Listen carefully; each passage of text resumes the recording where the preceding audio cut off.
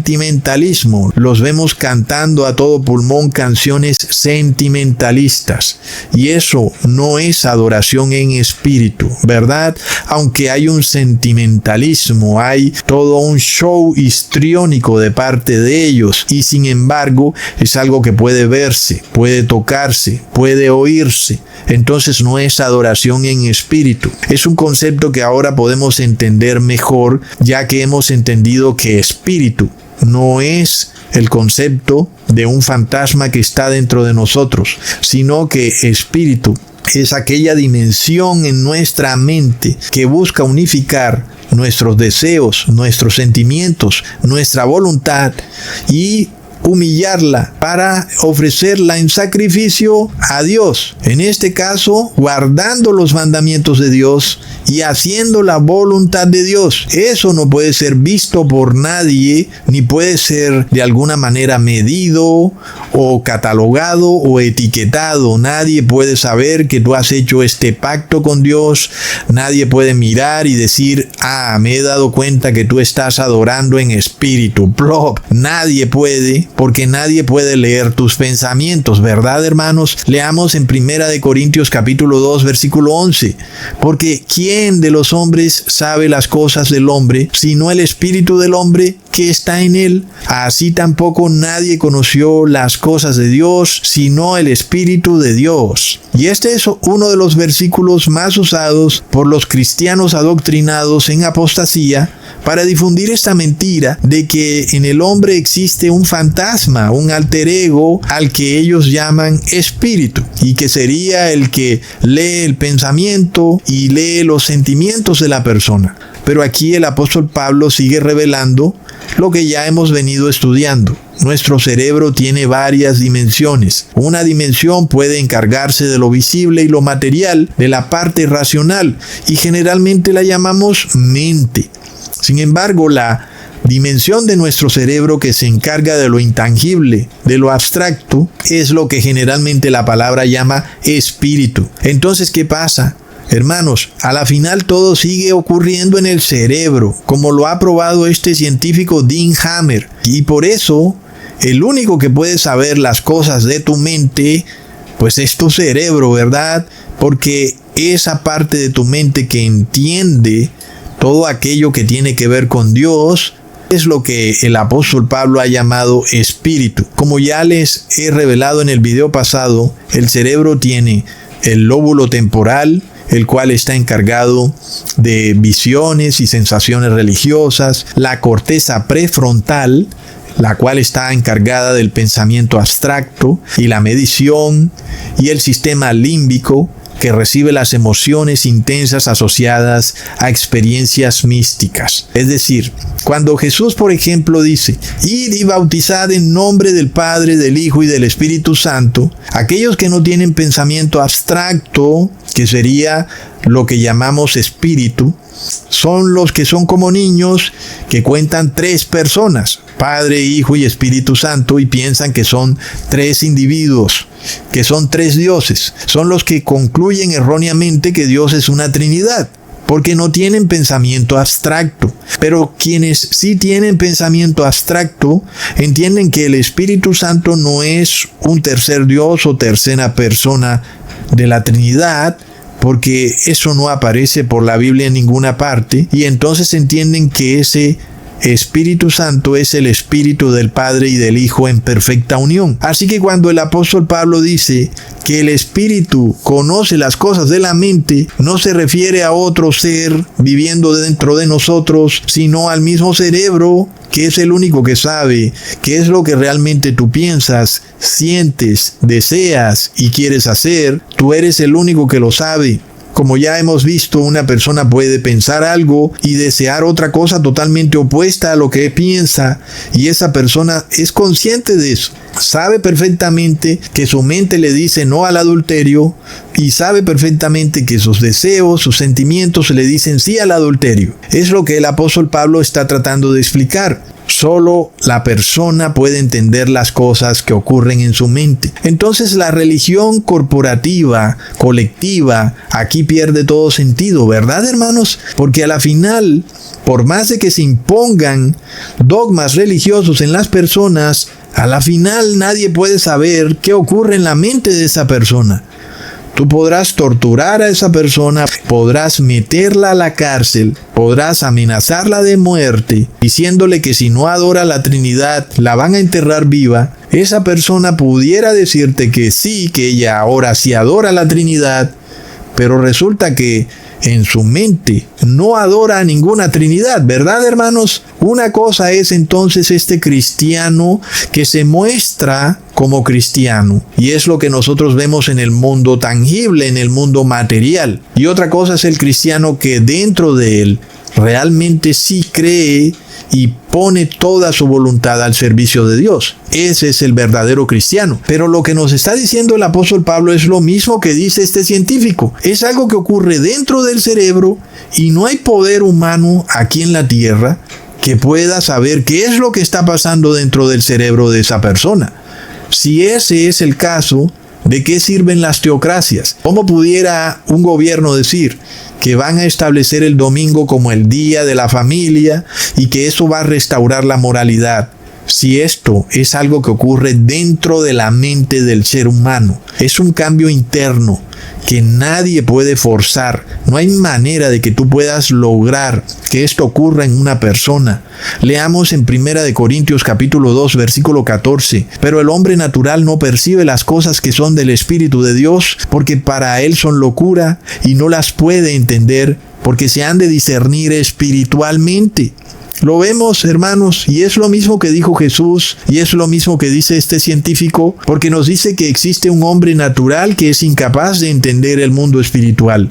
Porque nos dice que existe un hombre natural cuya mente solamente es racional, y esta persona no entiende lo abstracto, que es el mundo espiritual, el mundo de lo intangible. En este caso, el hombre natural es aquel que cuando lee la palabra espíritu, piensa que se refiere a otro ser viviendo dentro del cuerpo humano, cuando a la final, espíritu se refiere a la dimensión de la mente que puede entender lo abstracto, aquello que es espiritual. Miremos que muchas veces en la palabra se hace diferencia entre mente y espíritu. A la final, todo ocurre en la misma mente. Pero esta diferencia ocurre por eso, porque muchas veces entendemos que la mente es la parte racional y el espíritu es la parte abstracta. Sin embargo, todo ocurre en la mente, hermanos. Ahora miremos esto. El apóstol Pablo nos revela esta conexión con Dios. Leamos en Romanos capítulo 12, versículo 2. No os conforméis a este siglo, sino transformaos por medio de la renovación de vuestro entendimiento, para que comprobéis cuál sea la voluntad de Dios agradable y perfecta. Miremos que este es un punto importante de lo que dice el apóstol Pablo. No solamente se trata de que tú solo entiendas las cosas de Dios desde el punto de vista abstracto. El apóstol Pablo quiere que haya una renovación de tu entendimiento. Es decir, que tu mente racional debe estar en completo acuerdo con tu mente abstracta, que es el espíritu. De nuevo volvemos a las palabras de Jesús. Amad a Dios con toda tu mente, con toda tu alma. Es decir, todo tu ser debe estar sincronizado con Dios.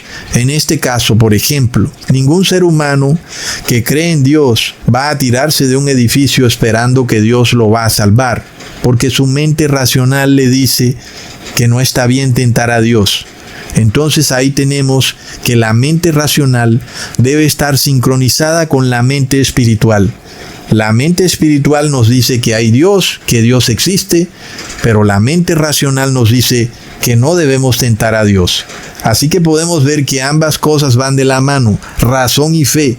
Pero cuando hablamos de una verdadera razón, una razón que es conocimiento de Dios, no una razón que es falsa ciencia, sino una razón de conocimiento de la verdad bíblica. En este caso, nosotros vemos que el verdadero cristiano no se comporta de forma irracional, sino que es todo lo contrario, es un ser 100% racional. Aquí la fe y la razón no están excluidas. Por ejemplo, cuando nosotros decimos que la fe es esperar aquello que es imposible, eso no puede ser visto como algo irracional, porque a la final Dios es omnipotente y Él puede hacer posible aquello que un ser humano no puede hacer que sea posible.